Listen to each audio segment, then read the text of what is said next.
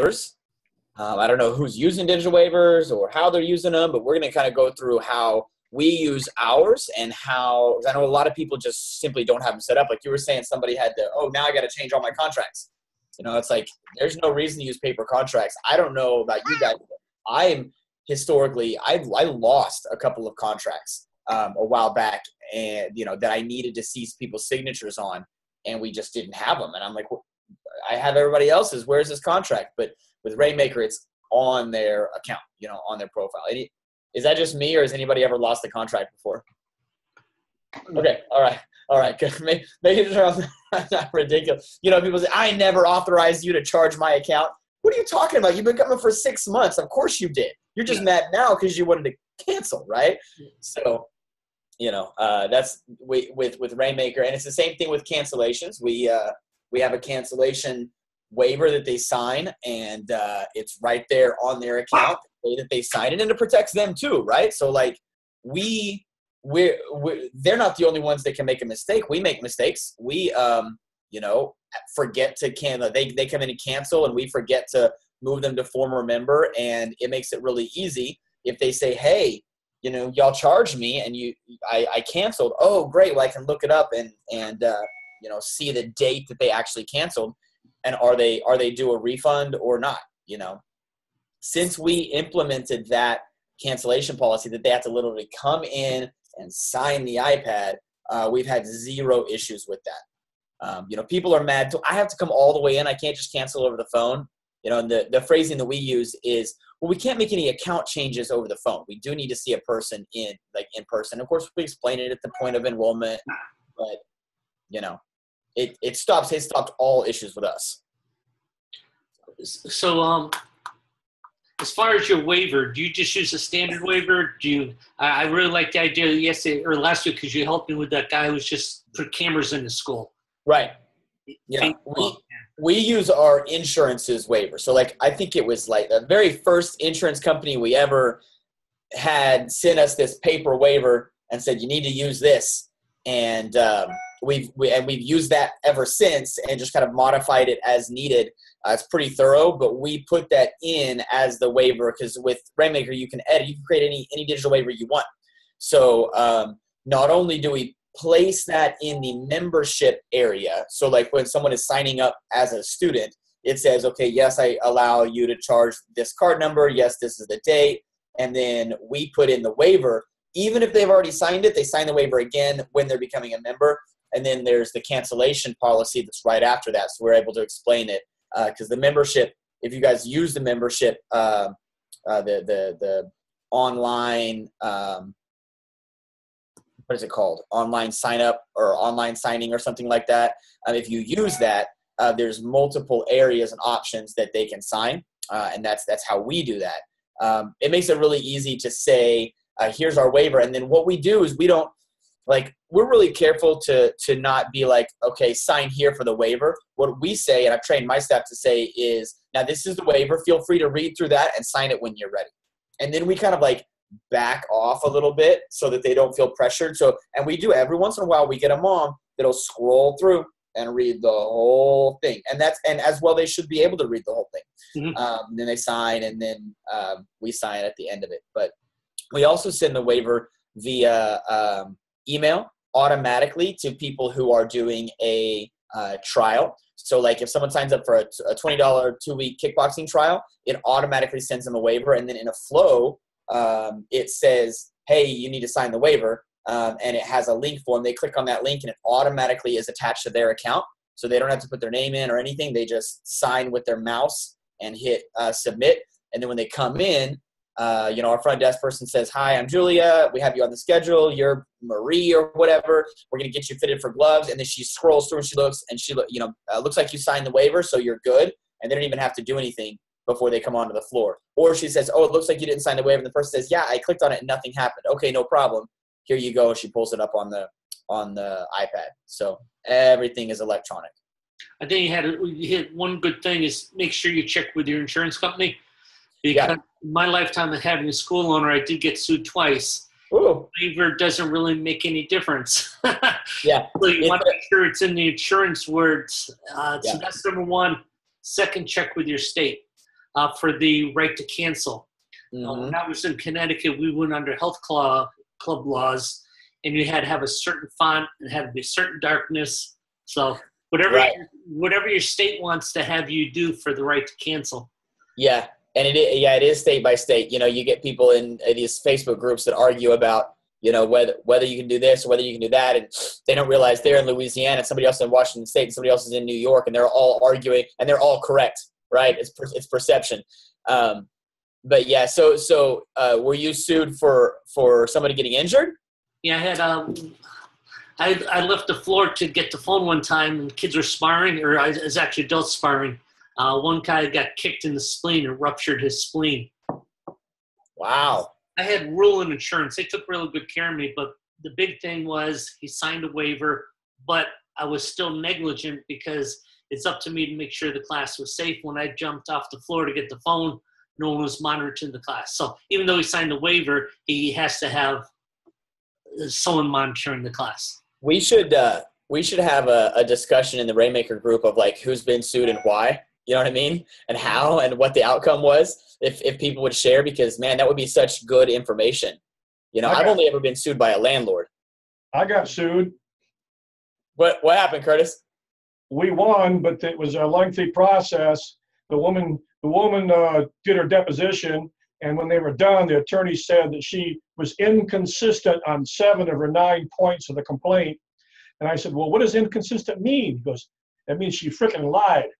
Oh, okay. And then they pursued it. She tried to pursue it anyway, and then she found out that we're taking roll, and that kind of ruined her whole argument because she claimed her kid got hurt in a karate class when he was never there.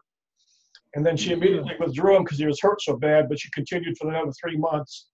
That kind of stuff. Yeah. And things like, that's where things like digitally signing the waiver, yes, I have it right here on your account, because so many people say, I never signed that. And it's like, I literally have we would not, and like policy-wise, having consistent structure and procedures, we would not have allowed you on the floor had you not signed the waiver. Because I know that Julia checks, and I know that Noelle checks, and I know that I check, and I know, you know what I mean? Like the structure and the process is such that you're not getting on the floor without a waiver. And you're sure to say, like you said, like you continue to come for 3 months. Was he that hurt? So yeah, that's interesting. Well, they had to, I'm sorry. My insurance company countersued them because they would not stop the lawsuit. And when they billed them for $27,000, it was all of a sudden we give up. Right. Man, that's rough. But don't think the waiver, again, is going to protect you totally. So make sure you do have insurance. Every once in a while I'll do a seminar called Financial Self-Defense.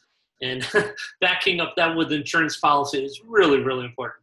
Yeah, I remember when someone said, you can't waive your rights. You can sign an assumption of risk. You can say, I understand martial arts is dangerous, sign here. But you can't say, I hereby waive my human rights to, whatever. So, and I was like, oh yeah, duh, right? So I understand. That's interesting. All of this electronic stuff, and I know some people are like nervous that it's up in the cloud or whatever, but I heard of somebody the other day literally got some things stolen out of their school, and they were financial documents. They were documents about a certain transaction that had gone through, and they were stolen in order to put the person who stole them in a better position in a disagreement. And it's like, wow, people will go through anything. If people will steal $50 worth of copper and cost me $10,000 in a HVAC unit, then people will certainly steal a contract just to say that they never signed it. So, but when it's in the cloud, RainMaker's got redundancy and backups and et cetera, et cetera. So, do you guys have that issue that like, oh, I never signed that, or oh, I canceled the other day? Oh, I talked to. That's what we get. I talked to John, and it's like, yeah, there's no John that works here. So, do you guys, is that a common thing for you guys, or once or twice a year for me? Yeah, we get it. We get it we'll get it here and there. Yeah. I mean, and coming back with, not mean, but I have this signature right here. There's really nothing they can do, and that's I was reading the other day some article about political disagreements and like one side presents facts and the other side presents facts, and both sides just ignore it, right? And I feel like that sometimes when somebody says, I didn't sign that, and like that's a fact in their mind. Yeah. And I'm like, you did. Here's the PDF with your signature. And they're like, well, screw you. You know what I mean? It's like it doesn't really help. But in that particular case, I'm not looking to make a friend. I'm just looking to, it's also cut down significantly on our negative reviews, because all of our negative reviews only came from people who didn't actually have a bad experience. They just didn't understand the process, or they chose to ignore the process. We were billed for 8 more months after we stopped coming to class. Well, Yeah, I'm not responsible for that, so. Yeah, we actually just had one like that just last week, where a parent says, I want to cancel. And so we didn't respond right away, but in her agreement, it says it's a 30-day cancellation with a cancellation fee. So Yeah. she has the contract, but she didn't read it, of course, because, it's been a while ago, and she gets all mad at me because we charged her for February. And that's why she's pissed off. And I'm like, well, actually, here's your contract. And then, so now she's sending me her cancellation fee and everything else. But the fact is, they get all pissed off because they think they're in the right. Yeah. But what we did wrong is we didn't respond right away and gave her a copy of the contract to say, hey, Miss Smith, you owe us 30 days cancellation, and here's your cancellation fee. How would you like to take care of that? So that's where we went wrong. You just got to be quick with it, because when people want to cancel, they want to do it right away, and they don't want to pay another $1 if they don't have to. Yep. Yeah, that's absolutely true. Wait, do you guys all have 30-day cancel? No, I have now I have a 60-day. You don't get any complaints about that, or you just deal with it anyway?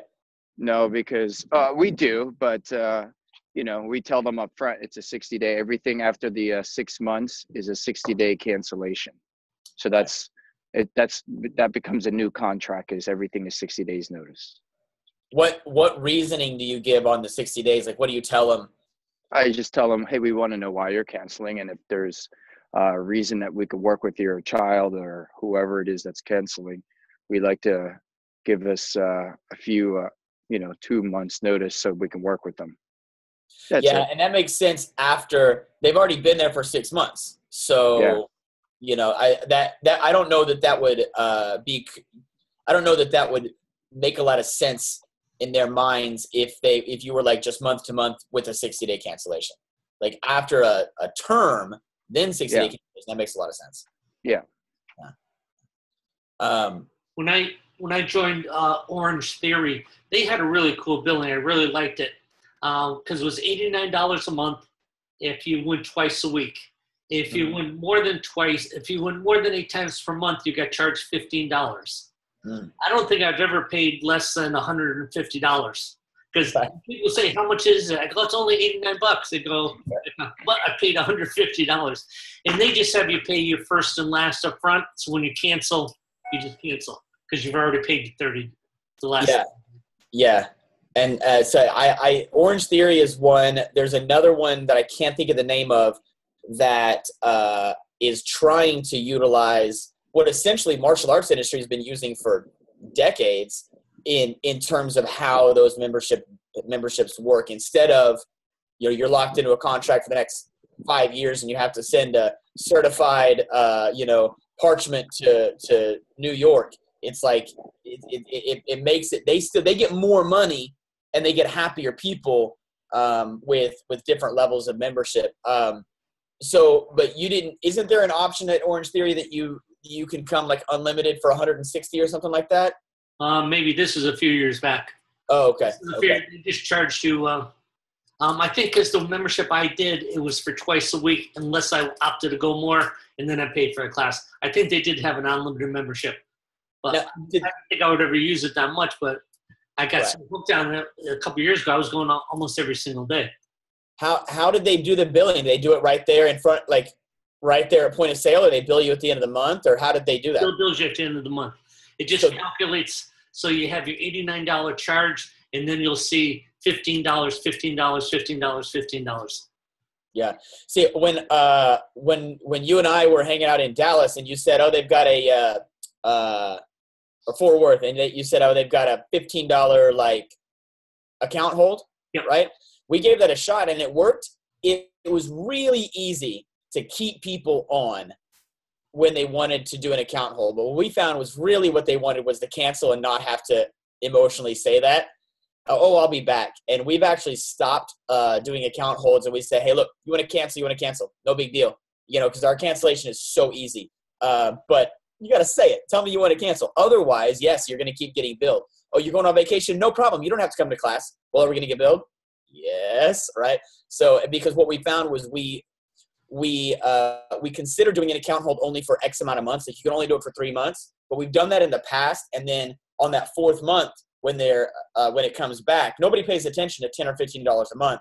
But all of a sudden, that 200 hits or that 150 hits, and they're like, "Hey, what the heck? We haven't been coming."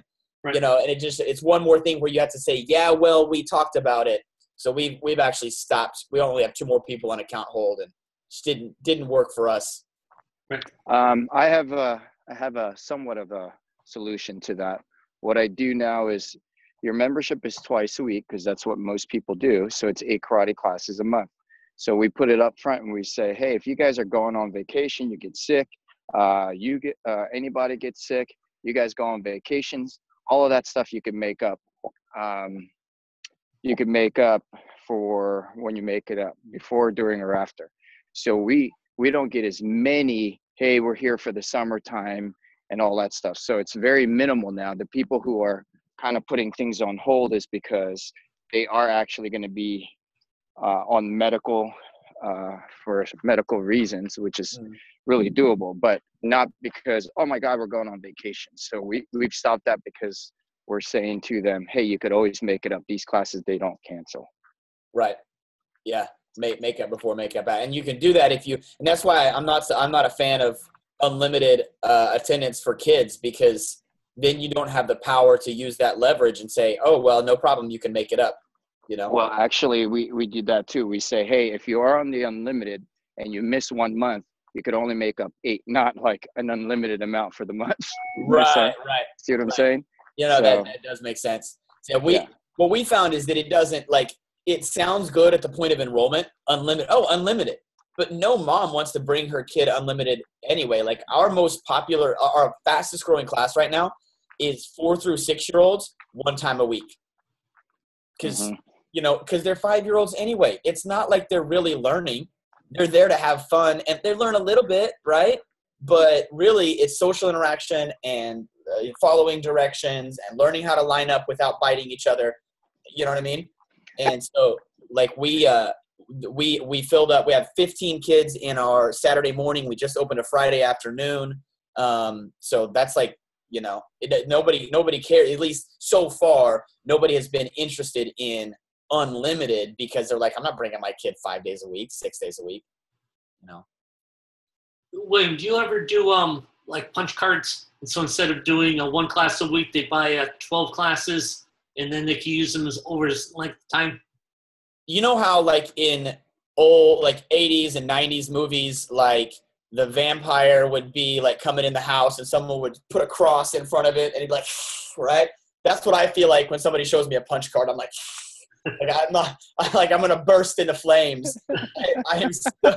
I'm so averse to the idea of punch cards. I think I've yet to see how someone is actually uses them from a martial arts standpoint. Like maybe a parkour open gym or a kickboxing, but like this is a program you're supposed to commit to, man. I'm trying to teach your kid how to do a roundhouse and they're not paying attention. I'm not having them punch in and punch out. So my answer is no, but I've always been, I always had that caveat. Like, in fact, there was an argument in one of my groups about that. Somebody was saying, oh, there's such a great thing for the consumer. And then like a couple of 400 and 500 student school owners were like, yeah, they're not a good idea. And, but I said, but show me the numbers explain how you've made them work. I'm super open to any ideas. I mean, do you have ideas on how that would work? Well, no, it's when I had my CrossFit center, we had memberships where people can buy a block of 24. Yeah. Because they were either traveling a lot and stuff like that, and I didn't have other locations they could use it at, so they felt more comfortable doing that. Yeah. I think those punch cards work for something that is just a fitness type thing where there is no end goal but just a better fitness. Right. Where the martial arts, there's a goal of black belt or some skill that you're trying to strive for. So the gyms, it works for the gyms because you're just there for a workout, not hey, I'm going to be a black belt.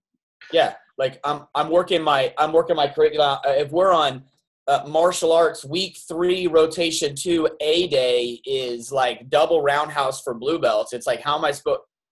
What if that kid missed that and he's coming in? You know what I mean? So yeah, but with kickboxing, our kickboxing is set up so that any person can join at any time, and it's going to be a little rough on that first class, but like, yeah, I think that would be something that we could theoretically do. You had a lot of people that like that. Yeah, not a lot, but it was a good solution for people who did traveling. For kids, I got this from Damon Tong, who's got a school in Spokane, Washington. People come in and want to do 1 time a week. He'd rather do 24 classes. 24 people buy 24 classes. That's 3 months for a belt. So when they're done with their 24, they can get their new rank. So it's kind of easy for him to do, and that has to be prepaid. So it's a $600 for a 3-month program because it's more than if they had to do we're just paying month by month. So I think he charges $25 times 24 comes out to $600. So that he does prepaid only on those. Now, is there an expiration date? I imagine so. I don't know positive, but I would imagine there's has to be done within 6 months. I'm going to text my wife because we've been looking at what's the issue with the punch cards being illegal. Because she runs prenatal yoga and she does it. It's not a punch card, but she keeps track of their classes. Like they buy it. It's prenatal. So like they're pregnant ladies. So there's an end date, they're not coming really after they have a baby, even though she has some postnatal stuff. And she sells it in packs of a 10-class pass or a 5-class pass or unlimited or whatever.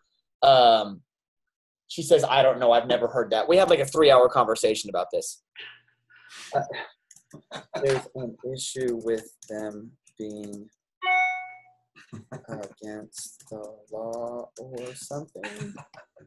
All right. But with them being like, you can't put, that's what it was. You can't put an expiration date on them. No expiration date. She puts an expiration date of 1 year, but technically that's illegal because it's it's classified as a membership. And I think what it was, the law, and I don't know if it's Oklahoma law, but the law was designed to stop places like health clubs saying, "Hey, here's 100 punch card days, but it expires in 6 months, and there's no way that somebody could use it." She goes, "I thought you meant employee time cards." What the hell? Okay. I'll try to update you guys in the group when she says that. But it was there was some restrictions that really made it great for the consumer and really made it bad for the business owner. And I can't remember. But do you know if he puts expiration dates on those? I don't know, but it's pretty neat because he wasn't doing it for getting those people that couldn't afford 2 classes. They could afford it. They just couldn't afford the time. Like my daughter's really busy with having 3 kids, and it's hard for even now for her to get to the kids twice a week. So this parent comes in, they maybe join custody of the kid or something like that, and they just wanted to have the kid join, but they can't commit to a certain time. So they buy 24 months, which is 1 belt, and they pay $600. The only way to pay is to pay up in front. And so it gets people that can afford it. So they're not like people are going to probably quit anyway because you gave them a deal on one time. So I thought it was pretty smart. He does pretty well with it. Yeah. Okay. So she says it's pre-purchase class passes. You aren't legally allowed to put expiration dates on them. The federal government says so. So I'll look that up and try to find the statute because that really, that really pulls that's the kind of thing that that's a hassle I hate. Somebody comes back in 2023 and they bought something in 2015 and it's like, get the heck out of here, man. So I wouldn't let that bother me. I would just Okay, I understand this woman just looking for something special for her kid. Let's just do this. And This, you know, the picture of the person that's like triggered. That's me. I'm triggered. I can't handle it. But to be honest, that's why I have staff members that are good at handling that stuff. They're like, oh yeah, sure, it doesn't bother me. I'm like, good, then you deal with it. Yeah. Oh, SoulCycle was running a scam where they would sell class passes for a certain time period, but then allow their classes to get so full. That's right, that no one could possibly use those classes. Have you guys ever tried to schedule a SoulCycle class? You reserve, so like Michelle Obama made this real famous, right? You reserve your bike at your actual bike in your actual class time, right? But it's ultra popular. So they sell the class passes and nobody could use them, and then they expired because there were too many people that were just selling a bunch of them. And so that makes a lot of sense. And so there was a class action lawsuit against SoulCycle. They lost. Now there's a case law, I guess, that says you can't do that. So, but I doubt anybody would come after, Curtis Hammond martial arts about that. I don't think anybody would sue you over that. So cool. Well, I'm going to show tomorrow all of the ways that we use our digital contracts, digital waivers, how to set one up. We use them for birthday parties. We use them for everything. People are just constantly signing the iPad all the time. So if you don't have those set up, or you're interested in seeing how we have them set up, or you want to ask questions, I'd love to have you guys set yours up as we're going along, because I think it would be a great time to do that. So be on the workshop. I don't even have the link yet. I'm sorry. Be on the workshop tomorrow. I'll send the link out. I'll have Greg put it in the RainMaker group, and I'll put it on my personal timeline as well. So one more question. Yeah. I was talking to someone at RainMaker, and I was asking about a school owner. I said, can you tell me about how many students they have? They go 1,400. I go, I know he doesn't have 14. It shows 14 active. So he never went in and put people for former members.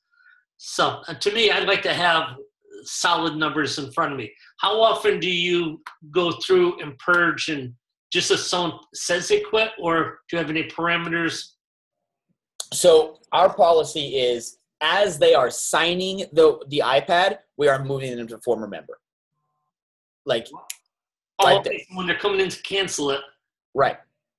So they stay active until they come in and sign the cancellation form, which means there are some people that get, 6, 8, 10 months out, and their payment keeps decline. At some point, we make a choice to move them to former member. But we still don't ever have a cancellation form on file. But as they are signing the cancellation form, we're moving them to former member, so we never really have to deal with that. It's never an issue. Excellent. Yeah, and I would way rather have honest numbers. I'd rather see that, oops, I'm down to 80 members, than, hey, look, I got 160 members, When I was kind of talking about this yesterday, I remember I had my school in Florida, and I started getting to like a certain number, and like I want to get 1,000 students, and all of a sudden I look at my attendance sheet and go, man, all these people haven't been here in a month. It's about time I did it. And then, so I know why they don't do it, but you got to be honest with yourself. Yeah, absolutely, yeah. And I can't remember who it was. Someone, I jumped on a call with someone to help them with something in the RainMaker account. I can't remember who it was. But I was like, oh man, you're doing great. And I was like, wait. As I scroll, because you see, the first thing you see on RainMaker is you see like all their stats. And then down here, you see like active members. And then down here, you see financially, it was like 230 active members. And then it was like, we'll collect this month $5,400. And I'm like, wait a minute. And they're like, oh, that's just every person that's ever come through the doors. I'm like, no, okay, let's talk about this. Yeah. So, no. Honest. Very cool. All right, sir. All right, I'll see you guys all tomorrow at 9 a.m. Central. Yes, sir. Thank you. Bye.